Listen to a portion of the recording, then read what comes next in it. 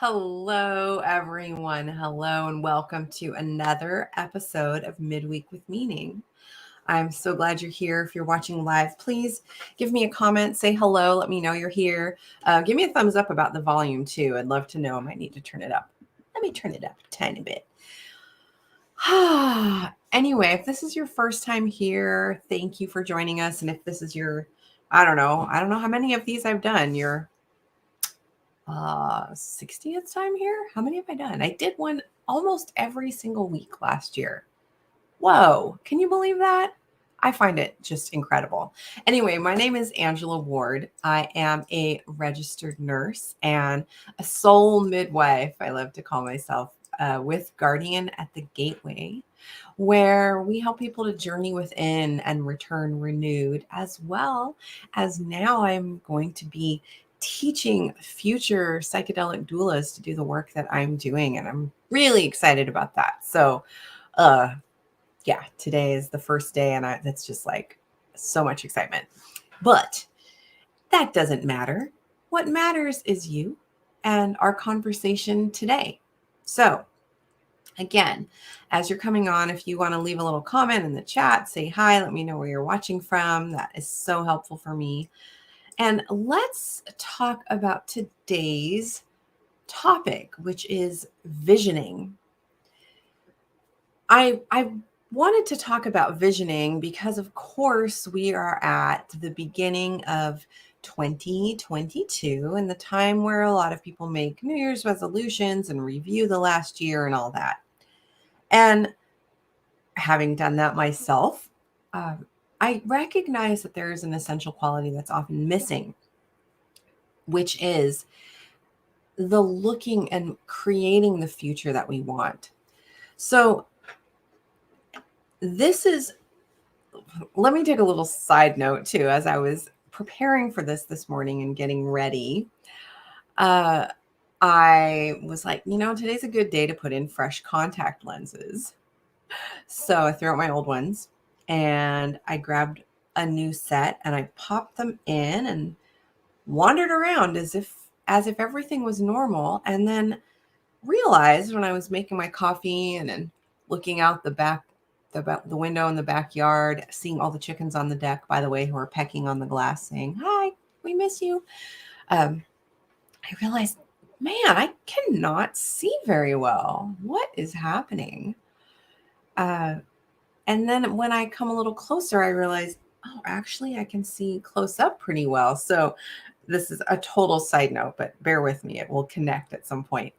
I have a prescription for contact lenses that are a little bit under my far range level. They're actually a shorter range. So when I'm working on a computer screen like this or reading, it's like I can read stuff up close. It's normal. It's so crazy. So yeah, part of that getting older part, our vision gets a little less nimble, I think is what I wanted to bring forward there. As I've aged, I've always personally had poor vision. And that's a whole other conversation. Like physical, not good vision, pretty blind. Like my hand generally goes out of focus about how far away is that? About that far from my face if I'm not wearing corrective lenses. And as I've aged, I now am needing glasses to read up close. So it's just like the whole world around me is fuzzy, which is not the worst thing. But the biology of vision is one thing, but it's a beautiful metaphor, I think, for our lives.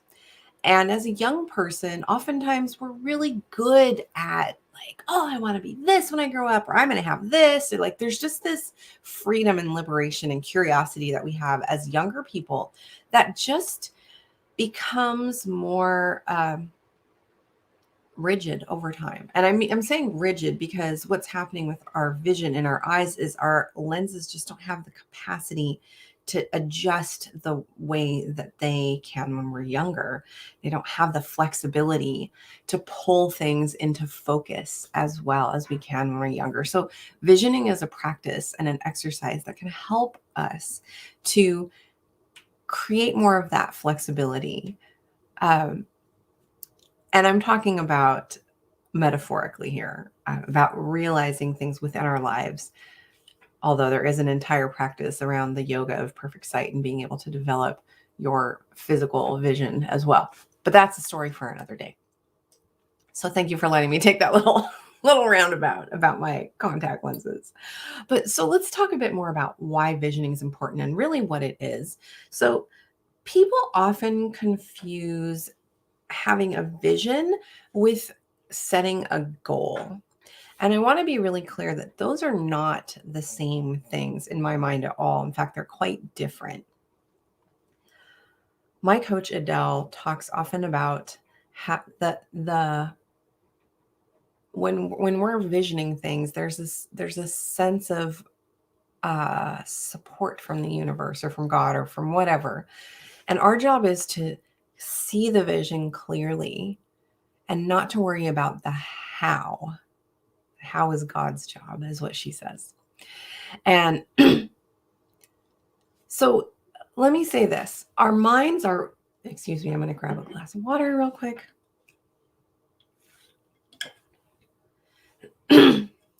Our minds are only able to think of so many solutions or paths to the success of a dream or a vision. You know, let's say that your vision is you can see yourself living in a certain way with people around you in a certain way in an environment that looks a certain way. But when you start to look at the nitty gritty of like what that, how to get to that place, we start cutting things out because we can't see the multiple paths that might take us there.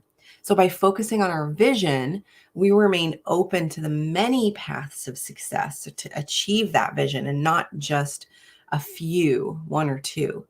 So I really encourage people to not only set goals, but to really envision what you'd like your life to be like. And I'm saying, like, I really draw that from a sense of how would you like to feel?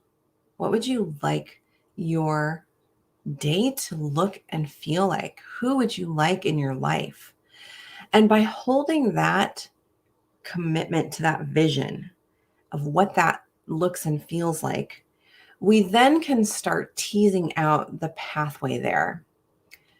So let's say for me, for example, I would like to weigh less than I do. And I can put in my mind, a number, let's say, and I can do all the math and I can figure out what calories in and exercise out and this and that. And I can put all of that like strategy in place. But if I don't understand what it looks like for me, what it might look like for me, and incorporating the feeling that comes with it, it's going to be impossible to achieve it. Number one, because if I can't see myself the way I would like my body ultimately to be, if I can't envision that, I don't have a direction to travel towards, right? I hope that makes sense. Because let's just talk, I'm just being transparent about my own experience. If I talk about weight loss, I could say I want to weigh X number of pounds. But for one, when it's not really about the weight. It's about the strength and the mobility and how it feels to be in my body and, all of that stuff and what it feels like to be strong. So it has to have more of an embodied vision. I hope that makes sense. Therefore, when I am making choices based from that vision, it's much easier. It's much easier because I'm remembering I want to feel this certain way. I want to have joy and pleasure on this process. It makes it much more achievable for me. The reason I'm talking about this too is because as I've been reviewing my last year, I have accomplished a number of goals that I set out for myself last year. It's quite incredible.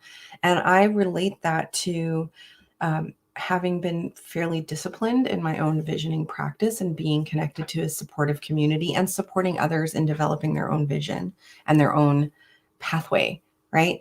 So I know that this is possible. I really do. It's really possible to create a vision for how you'd like your life to be. But if it's always coming from a perspective of problems and not being able to do things because you block it, or if you look at the reasons you can't do something, you will continue to see all the reasons you can't do something. Does that make sense? I mean, it makes sense to me. So if I have this vision and I know I want to get there, but I'm like, oh, but I can't, this isn't going to work. And then this isn't going to work. And then this is going to work. Everything around me is going to show me what's not going to work, as opposed to what might work. How does this feel? How might I explore this? So part of that is understanding when we have a vision, there may be some steps towards that, some goals we'd like to try on the path in that direction.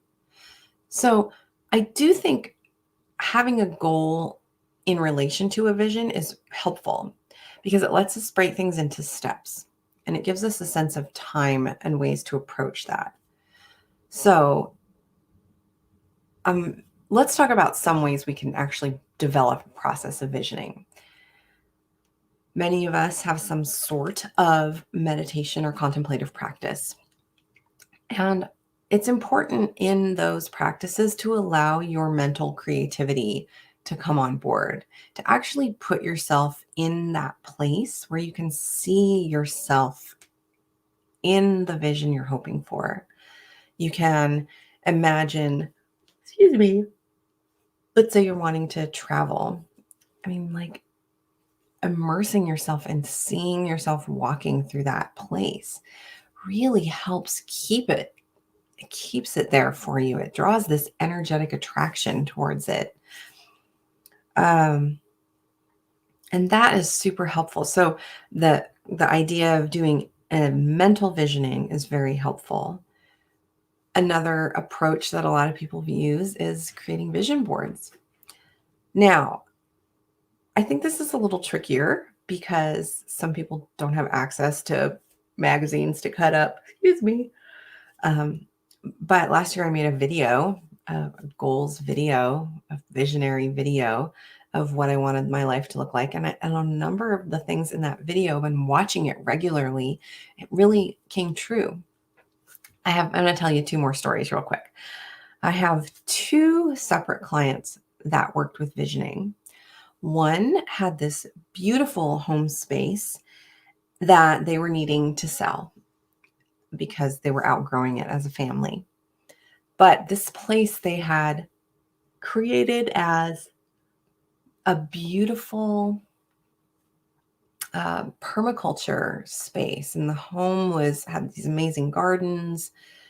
There was concern that she was like, oh, I'm going to sell it and they're just going to tear all this out or they won't know what it means. Like she was really focusing on the problems around selling it and what it would mean for all of the hard work that she had put into this place. So what we did is we instead started working on the vision of who would be delighted by this property. What might that person feel like when they finally saw that her property was for sale? Like we really spent time envisioning who the next caretaker of this property could be, who was the next steward of the land.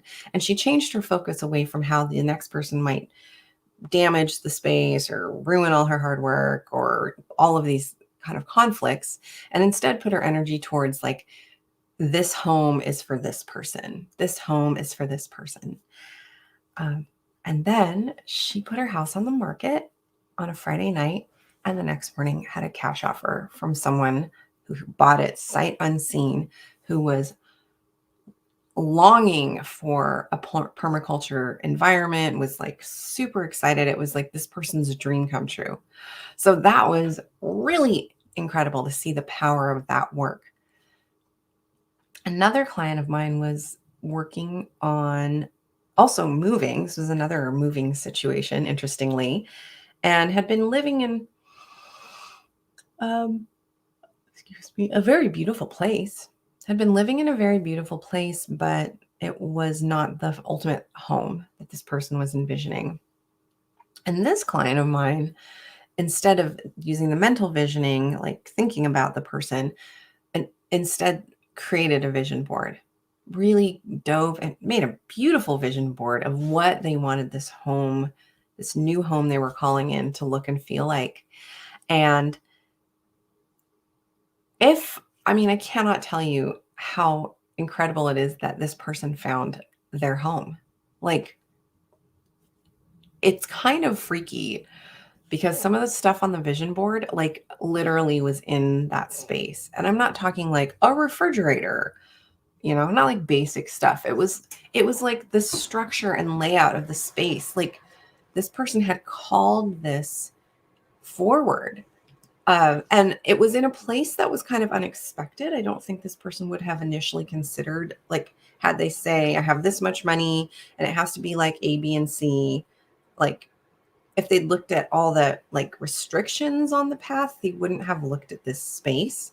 But when they found the space, they were like, their body said yes. It was just such a clear opportunity. That was really cool. So, that's two experiences I've had of people that I've worked with that have called something really powerful into their lives by using visioning as a tool. So that's really important. Another way that people use visioning is perhaps you do something like oracle card readings, or perhaps you write in a future tense, not future tense, but as if the future is happening in the present, which is another great approach. And also, if you have ideas of tools you use to help you create a vision, I'd love to hear it. Some people do artwork. Um, there's a couple things I want to talk about around what we should be visioning for. So I think it's really wonderful, and most of what we're talking about here has been talking about visioning for our own personal lives, which is wonderful and helpful. And I don't think it acknowledges some of the broader implications of our capacity as humans. There is a real lack of vision in our world right now. And I know that you feel it. I know that many people feel a sense of maybe overwhelm and confusion and polarities and infighting and complications.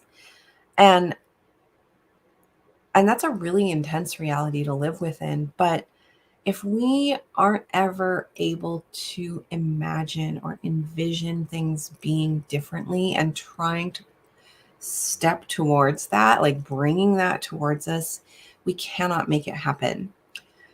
There's a lovely book by Charles Eisenstein. I think it's Charles Eisenstein, right? The More Beautiful World We Know Is Possible. It's just quite nice. He also wrote Sacred Economics. But I think it's important to bring into your visioning your relationships, your community, what you envision your community to look and feel like, what you might envision our society to look and feel like more. Like, for me, I really envision a society that is much kinder, that is maybe slowed down a little bit, that has more room for people to just experience being people with less competition and strife. I envision a world where our leadership is responsive and truly in service of humanity, like truly in service of humanity.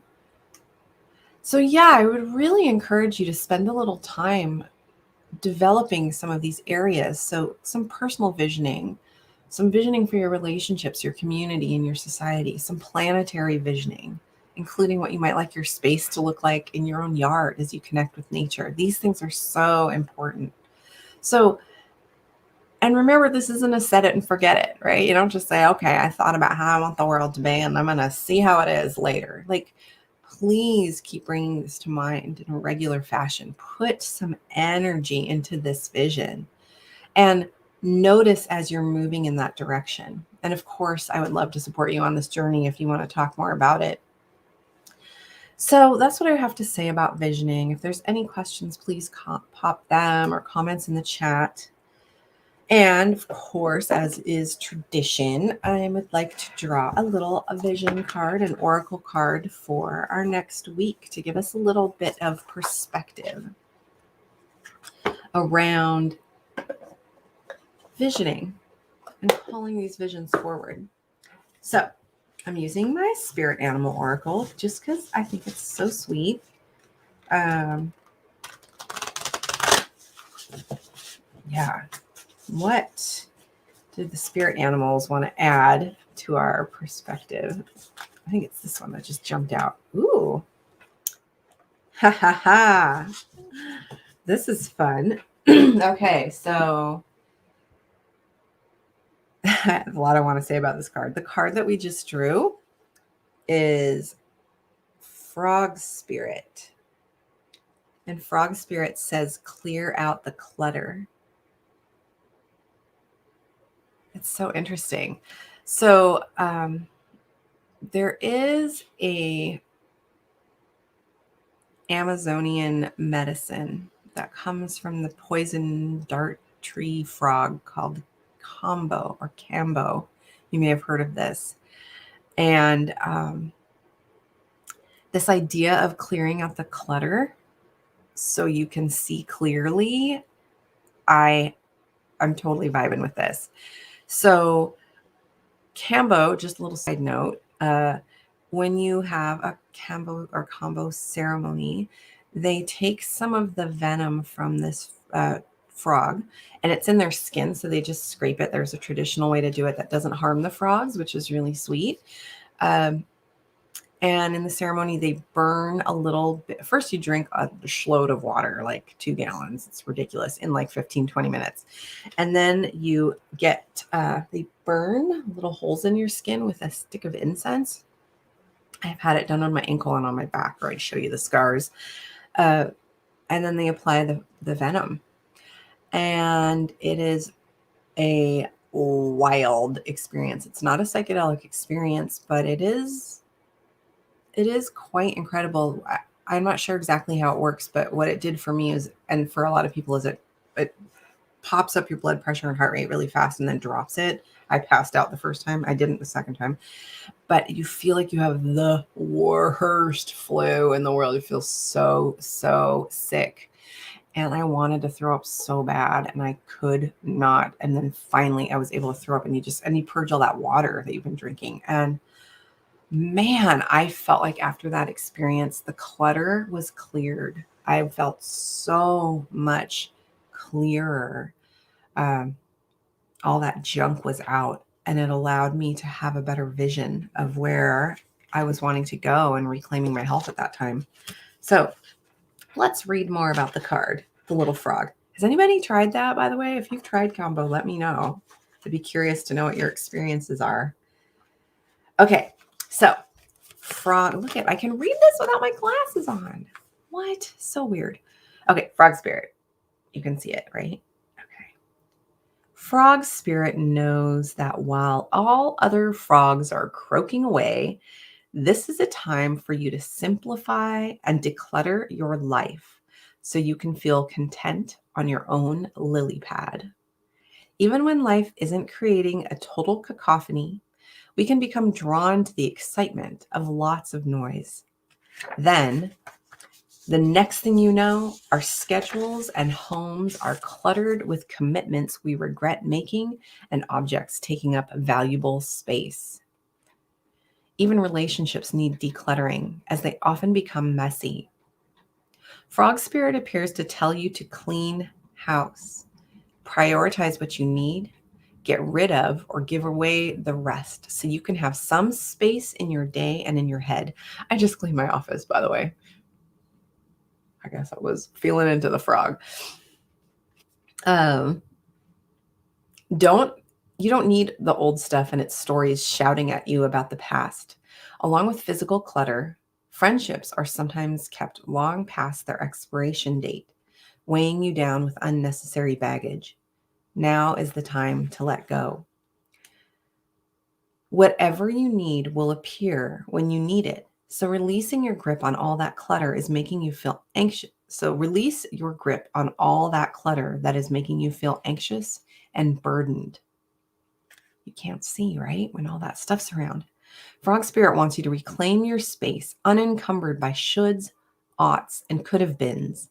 Let go and jump. You are free from that old stuff. Protection message. What is weighing you down? Is it time for a spiritual and psychic cleansing? Are you overdue for letting go of the voices that surround you?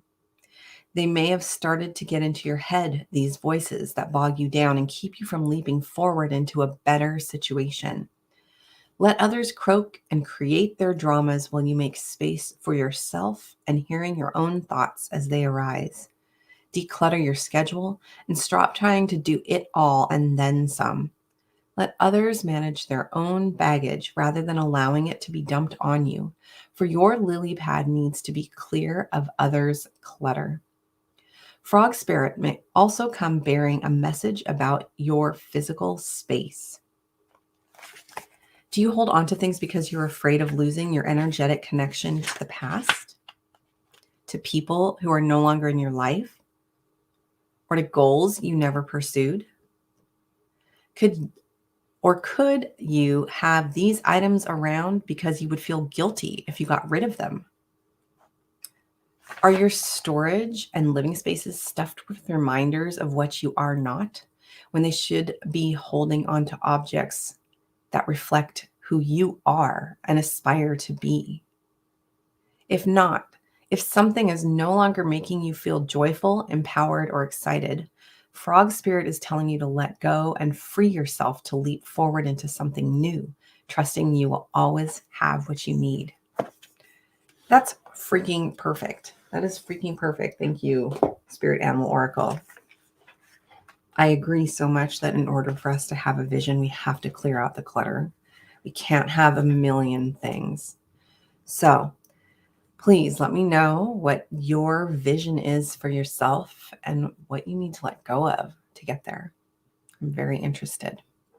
So thank you so much for being here today. I'll be back next week with another topic. I'd love to hear what you have to say. And have a beautiful, beautiful week. Send energy to that vision. All right. Bye.